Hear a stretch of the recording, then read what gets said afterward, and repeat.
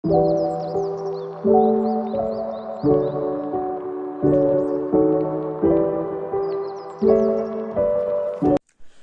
छ engineering hub YouTube च्यानलमा।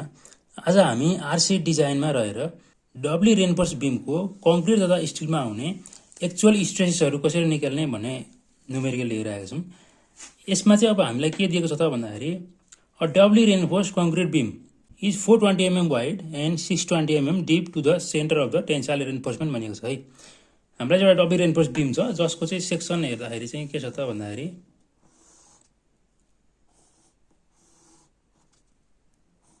ल यसको चाहिँ हाम्रो वेट कति दिएको छ भन्दाखेरि 420 mm है। ल 420 mm देखायो र हामीलाई चाहिँ डेप्थ चाहिँ अब टेन्साइल रेन्फोर्समेन्टको सेन्टरसम्म यहाँ चाहिँ हाम्रो टेन्साइल रेन्फोर्समेन्ट हुन्छ। यो चाहिँ कतिवटा छ भन्दाखेरि 4वटा 20 mm को छ है। यहाँ चाहिँ हाम्रो टेन्साइल रेन्फोर्समेन्ट छ है। स्टिल रडर छन्, यसको चाहिँ अब हाम्रो सेन्टरसम्मको डेप्थ चाहिँ यो कति दिएको छ त भन्दाखेरि 620 छ। 620 mm चाहिँ हाम्रो यो टेन्साइल रेन्फोर्समेन्टको सेन्टरसम्मको डेप्थ छ है। अब हामीलाई अरू के देखाएको भन्दाखेरि compression reinforcement consist of 416 mm diameter है। 4वटा रड छन् यहाँ चाहिँ हाम्रो कम्प्रेसन साइडमा चाहिँ, मासतिर कम्प्रेसन साइड, तल चाहिँ हाम्रो टेन्सन साइड छ है। ल मासतिर चाहिँ हाम्रो कतिवटा रड छन्, 4वटा रड छन् 16 mm का है। ल यो चाहिँ कति के हो त भन्दाखेरि 4टा 16 mm डायमिटर भएका बार्स है। र यो तलको चाहिँ हाम्रो 4वटा कति छन् त अब यसमा चाहिँ तलतिर चाहिँ टेन्साइल रेन्फोर्समेन्ट चाहिँ हामीसँग 4वटा 20 mm को डायमिटर भएका रड छन् है। 20 mm डाया बार्स। ल अब यहाँनिर हाम्रो कतै न्युट्रल एक्सिस हुन्छ। यो न्युट्रल एक्सिस भन्दा मासतिर चाहिँ कम्प्रेसन हुने भयो, हाम्रो तलतिर चाहिँ के हुन्छ टेन्सन हुन्छ है। अब beam section is subjected toward bending moment of 120 kilonewton metre हाम्रो बेन्डिङ मोमेन्ट दिएको छ यसमा। र determine the stresses develop in steel and concrete भनिएको छ है। कङ्क्रिट र यो कङ्क्रिटमा र स्टिलमा चाहिँ स्ट्रेसेसहरू एक्चुअल स्ट्रेसेसहरू कति आउँछ भनेर निकाल्नु पर्नेछ, जसमा चाहिँ मोडुलर रेसियो एमको भ्यालु दिएको छ 16 र डी ड्यास भने चाहिँ हाम्रो कति हो त 40 mm है। ल कम्प्रेसन साइडको हाम्रो सेन्टरसम्मको डेप्थ है डी ड्यास। ल अब हामीले यो स्ट्रेस निकाल्नु पर्दा चाहिँ के हुन्छ त भन्दाखेरि स्ट्रेस चाहिँ हाम्रो यो जस्तो न्युट्रल एक्सिसमा हेर्ने हो भने न्युट्रल एक्सिसमा के हुन्छ स्ट्रेस 0 हुन्छ है। जति योभन्दा माथि बढ्दै गयो के हुन्छ भन्दाखेरि कम्प्रेसिभ स्ट्रेस चाहिँ बढ्दै जान्छ है। भनेपछि यो हाम्रो सबभन्दा टप लेयरमा चाहिँ म्याक्सिमम कम्प्रेसिभ स्ट्रेस आउँछ। त्यस्तै अब हाम्रो यो टेन्साइलतिर पनि अब टेन्साइल स्ट्रेस चाहिँ बढ्दै जान्छ, जति तल आयो त्यति नै बढ्दै जान्छ। यसको सेन्टरसम्मको स्ट्रेसलाई हाम्रो के भन्नु पर्यो त भन्दाखेरि सिग्मा एसटी भन्नु पर्यो है। अब यो कम्प्रेसनतिरको हाम्रो स्ट्रेसलाई के भन्नु पर्यो सिग्मा सिबिसी भन्छ है। यो चाहिँ वर्किङ स्ट्रेस मेथडमा भनेपछि हामीले निकाल्नु पर्ने चाहिँ के हो त भन्दाखेरि यो कङ्क्रिटको टप लेयरमा अथवा म्याक्सिमम कति आउँछ कङ्क्रिटमा स्ट्रेस र स्टिलमा म्याक्सिमम स्ट्रेस कति आउँछ यो दुईटाको भ्यालु निकाल्नु पर्ने छ है। हेरौँ है त अब हाम्रो गिभन डाटाहरू के छ त भन्दाखेरि वेट दिएको छ हामीलाई 420 mm अनि हाम्रो इफेक्टिभ डेप्थ है हाम्रो टेन्सन रेन्फोर्समेन्ट अथवा हाम्रो टेन्साइलतिरको रडको सेन्टरसम्मको डेप्थलाई इफेक्टिभ डेप्थ भन्नु पर्यो। इफेक्टिभ डेप्थ डी भनेको 620 mm छ। त्यस पछाडि हाम्रो यो कम्प्रेसन साइडतिर है मासतिर चाहिँ कतिवटा रड छन् 4वटा 16 mm डायमिटर भएका। यहाँबाट एरिया निकालौँ कम्प्रेसन स्टिलको एरिया निकाल्न सकिन्छ। Area of compression still ASC है। कम्प्रेसनतिरको स्टिलको एरिया कसरी निकाल्ने त 4वटा रड छन्, हाम्रो एउटा रडको एरिया कति हुन्छ पाई डी स्क्वायर बाई 4। डी भनेको कति छ डायमिटर चाहिँ 16 mm छ है। ल यहाँबाट हाम्रो यो भ्यालु कति आउने भयो त भन्दाखेरि यो 4 क्यान्सल भयो, हाम्रो पाई डी स्क्वायर बाई 4 201.06। त्यस्तै अब हाम्रो टेन्सन रेन्फोर्समेन्टतिर चाहिँ हाम्रो कति छ त एरिया अफ टेन्साइल स्टिल अथवा टेन्साइल रेन्फोर्समेन्ट है। टेन्साइल स्टिल एएसटी हाम्रो यहाँ तल पनि कतिवटा छ 4वटा रड छन् अनि तर डायमिटर चाहिँ 20 को छ है। पाई डी स्क्वायर बाई 4 गर्ने डी भनेको 20 mm हो, पाई इन्टु 16 को स्क्वायर 804.25 है, यहाँनिर चाहिँ हाम्रो मिस्टेक भएछ है, 804.25 है। ल तल पनि हाम्रो कति आउने भयो त भन्दाखेरि 20 को स्क्वायर गर्नु पर्यो, यहाँ आउनु भयो 1256.64।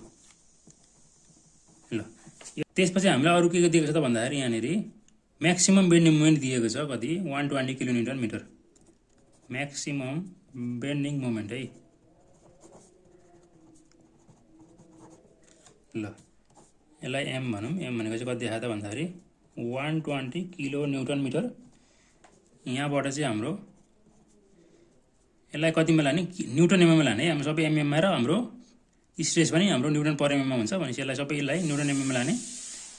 न्युटन एमएममा लान के गर्नु पर्यो, किलोमिटरलाई न्युटन लान 1000 ले इन्टु गर्नु पर्यो र मिटरलाई एमएम लान फेरि 1000 ले, भनेपछि 10⁻6 ले इन्टु गर्नुपर्ने हुन्छ न्युटन एमएममा लानलाई है। अर्को हामीलाई के देखायो, मोडुलर रेसियोको भ्यालु, एम को भ्यालु दिएको छ, मोडुलर रेसियो स्मल एम चाहिँ हामीले कति दिएको त भन्दाखेरि 16 दिएको छ र डी ड्यास भनेको के हो त, इफेक्टिभ कभर, इफेक्टिभ कभर यो छ 40 mm है। ल इफेक्टिभ कभर भनेको चाहिँ के हो त भन्दाखेरि यो कम्प्रेसन साइडको रडको सेन्टरसम्मको डिस्टेन्स कहाँबाट, कङ्क्रिटको टपबाट है, सेन्टरतिरको रडको सेन्टरसम्मको डिस्टेन्स कहाँबाट, यो चाहिँ कङ्क्रिटको हाम्रो बटम लेयरबाट है, हाम्रो यहाँदेखि यहाँसम्म पनि यो पनि इफेक्टिभ कभर नै हो है, यसलाई पनि डिटेल्स भन्न सकियो है। अब स्ट्रेस निकाल्नलाई चाहिँ के निकाल्नु पर्छ सबभन्दा सुरुमा भन्दाखेरि यो न्युट्रलाइसिसको डेप्थ निकाल्नुपर्छ हाम्रो कङ्क्रिटको टप लेयरबाट है, यहाँबाट चाहिँ हाम्रो न्युट्रलाइसिससम्मको डेप्थलाई एन है। ल क्याल्कुलेसन अफ एक्चुअल न्युट्रलाइसिस है त,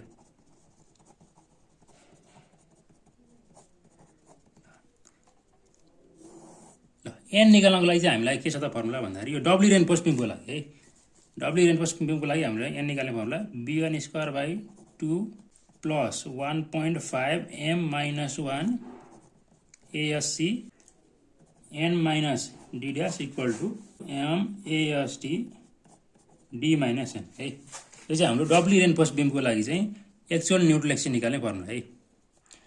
ल यसमा हामीले भ्यालु राख्ने है त। ल b को भ्यालु कति छ हाम्रो 420 mm छ, इन्टु n भनेको निकाल्नु पर्ने भयो बाई 2 प्लस 1.5 m को भ्यालु कति छ 16 छ, माइनस 1 ASC कति आयो, कम्प्रेसन स्टिलको एरिया 804.25। अब n भनेको निकाल्नु पर्ने भयो, d ड्यास भनेको कति छ त हामीलाई 40 mm छ, इक्वल टु m भनेको कति भयो 16 भयो, इन्टु AST भनेको कति आयो 1256.64, इन्टु d भनेको हाम्रो इफेक्टिभ 620 माइनस n भनेको निकाल्नु पर्ने क्वान्टिटी हो। यहाँबाट चाहिँ हामीले के गर्ने त डाइरेक्ट सल्भ गर्ने, बाई सल्भिङ गरेर n को भ्यालु निकाल्न सकिन्छ है। ल सल्भ कसरी गर्ने त भन्दाखेरि डाइरेक्ट क्यालकुलेटर हान्ने, 420 इन्टु n स्क्वायर छ, n लाई चाहिँ x मान्ने है, यसमा x को स्क्वायर बाई 2 छ, plus 1.5 into 16 minus 1 into 804.25 into n भनेको x मान्ने x माइनस 40 हो, इक्वल टु है 16 into 1256.64 into 620 minus 620 minus n भनेको x गर्ने। यहाँबाट के गर्ने, शिफ्ट सल्भ गरेपछि हाम्रो n को भ्यालु डाइरेक्ट आउँछ है त, कति आयो 175.167 छ, 175.167 लाई 17 लेख्न सक्यो है त। ल यो चाहिँ हाम्रो के आयो त एक्चुअल न्युट्रलाइसिसको डेप्थ है। त्यसपछि अब हामीले के निकाल्नु पर्छ त भन्दाखेरि अर्को चाहिँ यो कङ्क्रिटको स्ट्रेस निकाल्ने, तर कहाँ निकाल्ने त भन्दाखेरि यो कम्प्रेसन स्टिलको लेभलमा, यो कम्प्रेसन स्टिल यहाँ छ भनेपछि यो लेभलमा आएको चाहिँ कङ्क्रिटको स्ट्रेस सिग्मा सी ड्यास भन्छ यहाँनिर आएको स्ट्रेसलाई। ल यो भनेको चाहिँ के हो त भन्दाखेरि stress in concrete at level of compression steel यो कम्प्रेसन स्टिल भएको लेभलमा चाहिँ हाम्रो यो कङ्क्रिटमा कति आयो त स्ट्रेस सिग्मा सी निकाल्नु पर्ने हुन्छ यो भनेको चाहिँ कसरी निकाल्ने sigma CBC n minus d dash by n है ल सिग्मा सीबीसी को भ्यालु हामीले निकाल्नै पर्ने छ यसको भ्यालु थाहा छैन है सिग्मा सीबीसी नै भयो n भनेको हाम्रो कति आयो त 175.17 माइनस d ड्यास भनेको कति छ 40 छ इफेक्टिभ कभर n भनेको 175.17 र यहाँबाट कति आउने भयो त भन्दाखेरि 175.17 minus 40 divide by 175.17 0.77 sigma CBC बाँकी नै छ है त यो चाहिँ सिग्मा सी ड्यास यति कुरो निकालेपछि अब हामीले म्याक्सिमम बेन्डिङ मोमेन्ट जति छ त्योसँग चाहिँ के गर्नुपर्छ त भन्दाखेरि मोमेन्ट अफ रेजिस्टेन्स चाहिँ बराबर गर्नुपर्ने हुन्छ मोमेन्ट अफ रेजिस्टेन्स भनेको चाहिँ के हो त यो बिमले कति चाहिँ मोमेन्ट चाहिँ क्यारी गर्न सक्छ है कति चाहिँ मोमेन्ट चाहिँ यसले लिन सक्छ त्यसलाई चाहिँ मोमेन्ट अफ रेजिस्टेन्स भनिन्छ है त्यो चाहिँ हामीले केसँग बराबर गर्ने त यहाँ दिएको म्याक्सिमम बेन्डिङ मोमेन्ट छ यो म्याक्सिमम बेन्डिङ मोमेन्ट चाहिँ अहिले डाइरेक्ट क्वेसनमा दिएकै छ क्वेसनमा दिएन भने लोडबाट हामीले निकाल्नु पर्ने हुन्छ क्वेसनमा चाहिँ लोड दियो भने हाम्रो के गर्ने त लोडबाट म्याक्सिमम बेन्डिङ मोमेन्ट निकाल्नुपर्छ है जस्तो हाम्रो सिम्पली सपोर्टेड बिम छ भने हाम्रो WS स्क्वायर बाई 8 गरेर निकालिन्छ हाम्रो म्याक्सिमम बेन्डिङ मोमेन्ट त्यस्तै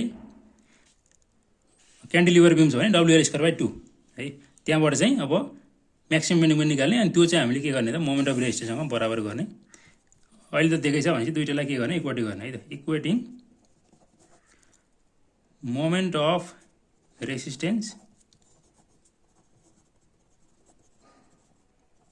and maximum bending moment that is यो भनेको के हो त एम र एमआर बराबर है एम भनेको म्याक्सिमम बेन्डिङ मोमेन्ट एमआर भनेको चाहिँ मोमेन्ट अफ रेजिस्टेन्स एमको भ्यालु हामीलाई कति दिएको छ त भन्दाखेरि क्वेसनमा 120 into 10⁶ न्युटन एमएममा भयो है 120 into 10⁶ छ अब मोमेन्ट अफ रेजिस्टेन्स निकाल्ने फर्मुला चाहिँ के छ त भन्दाखेरि half sigma CBC B on D minus N by 3 plus 1.5 M minus 1 ASC sigma C dash D minus D dash है यो चाहिँ हाम्रो के हो त भन्दाखेरि डब्ली रेनफोर्स बिमको लागि मोमेन्ट अफ रेजिस्टेन्स निकाल्ने फर्मुला हो है यहाँबाट चाहिँ हामीले के निकाल्ने त भन्दाखेरि सिग्मा सीबीसी को भ्यालु निकाल्न सकिन्छ है जस्तै यहाँ राख्ने अब 120 10⁶ को हाफ हो हाम्रो सिग्मा सीबीसी निकाल्नै पर्ने छ यहाँबाट बी को भ्यालु कति छ त भन्दाखेरि 420 छ है 420 हो एन को भ्यालु कति आयो 175.17 डी भनेको 620 छ एन भनेको 175.17 हो बाई 3 हो प्लस 1.5 हो एम को भ्यालु कति छ 16 छ हाम्रो एम को भ्यालु है मोडलाई रेसियो माइनस 1 इन्टु एएससी भनेको 804.25 इन्टु अब सिग्मा सी ड्यासको भ्यालु कति आयो त 0.77 sigma CBC 0.77 sigma CBC into D minus D dash D भनेको 620 माइनस डी ड्यास भनेको कति छ 40 छ है डी ड्यास भनेको इफेक्टिभ कभर है त ल अब यहाँबाट सल्भ गरेर के निकाल्ने त भन्दाखेरि सिग्मा सीबीसी को भ्यालु निकाल्नुपर्छ है बाई सल्भिङ गर्ने यहाँबाट पनि सिग्मा सीबीसी को भ्यालु डाइरेक्ट हामीले निकाल्न सक्यो है 120 into 10⁶ भयो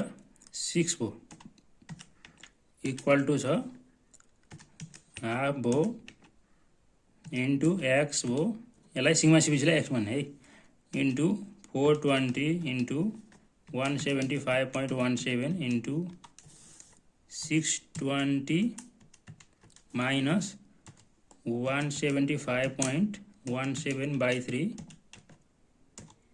plus 1.5 into 16 minus 1 into 804.25 into 0.77 plus sigma CBC like x into x into 620 minus 40 है त शिफ्ट सल्भ गर्ने यहाँबाट सिग्मा सीबीसी भ्यालु गर्दा 4.149 छ यसलाई चाहिँ कति लेख्न सकिन्छ त 4.15 लेख्न सक्यो यो केमा आउने भयो न्युटन पर एमएम मा आएको चाहिँ यो चाहिँ के हो त एक्चुअल स्ट्रेस इन हाम्रो कंक्रीट है त कङ्क्रिटमा आएको स्ट्रेस आयो। अब यसबाट चाहिँ हामीले स्टिलमा आएको स्ट्रेस अझै निकाल्नु पर्ने छ। अगेन अब के गर्ने त भन्दाखेरि अब स्टिलमा आएको स्ट्रेस निकाल्न चाहिँ के गर्ने त हाम्रो अर्को फर्मुला के लाउने M sigma CBC by sigma ST equal to N by D minus N है। एन चाहिँ हामीले एक्चुअल एन राख्यो भने यहाँबाट एक्चुअल स्ट्रेस आउँछ है। एमको भ्यालु 16 भयो। सिग्मा सिबिसी कति आयो 4.15 बाई सिग्मा एसटी निकाल्नु पर्ने भयो यहाँबाट स्टिलमा आएको स्ट्रेस। एन भनेको 175.17 आयो। डी भनेको 620 भयो। यो 175.17 यहाँबाट चाहिँ के निकाल्ने त सिग्मा एसटी भनेको स्टिलमा आएको स्ट्रेस है। देयरफोर सिग्मा एसटी भनेको कति आउँछ यहाँबाट 16 × 4.15 भयो। यो माथि जाने भयो 620 minus 175.17 divide by 175.17 16 × 4.15 into 620 minus 175.17 divided by 175.17 यो आउने हो 168.62 न्युटन पर एमएम स्क्वायर चाहिँ के आयो त स्टिलमा आएको स्ट्रेस आयो है त। हाम्रो के आयो त भ्यालु भन्दाखेरि हेन्स स्ट्रेस इन कङ्क्रिट कङ्क्रिटमा स्ट्रेस कति आयो त 4.15 न्युटन पर एमएम स्क्वायर आयो र स्ट्रेस इन स्टिलमा आएको स्ट्रेस चाहिँ 168.62 न्युटन पर एमएम स्क्वायर यसरी हामीले निकाल्न सकिन्छ है त। आजको भिडियो यति नै। हाम्रो यो भिडियो कस्तो लाग्यो कमेन्ट गर्नुहोला। साथै भिडियो मन परेमा लाइक तथा सेयर गरी च्यानललाई सब्स्क्राइब गर्न नभुल्नुहोला। हामी नयाँ भिडियोमा नयाँ विषयको साथ उपस्थित हुनेछौँ। धन्यवाद।